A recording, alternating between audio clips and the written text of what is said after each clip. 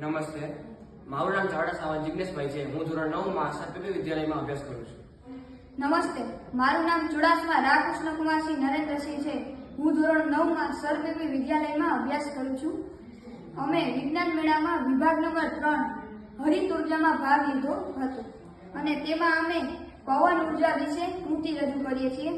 આ કૃતિ રજૂ કરવાનું કારણ એ છે કે આપણા દેશમાં પરંપરાગત ઉર્જાનો જથ્થો ઘટવાને આરે હોવાથી આ પ્રોજેક્ટ અમે રજૂ કરીએ છીએ. જે પ્રોજેક્ટમાં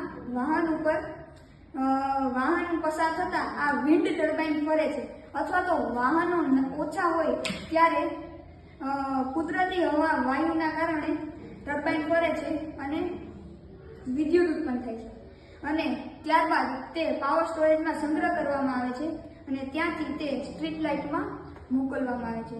પરંતુ જો આ વિદ્યુતનો દુરુપયોગ ન થાય તે માટે અમે એવી સર્કિટ મૂકી છે જેના પર સૂર્યપ્રકાશ પડતા સ્ટ્રીટ લાઇટ બંધ થઈ જાય છે અને સૂર્યપ્રકાશ ન હોતા સ્ટ્રીટ લાઇટ ચાલુ થઈ જાય છે, જેના કારણે વિદ્યુતનો ખોટો કે દુરુપયોગ થતો નથી.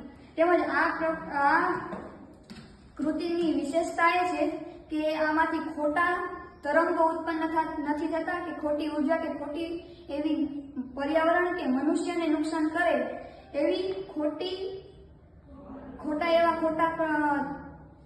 મનુષ્યને નુકસાન કરે એવું કાંઈ ઉત્પન્ન થતું નથી.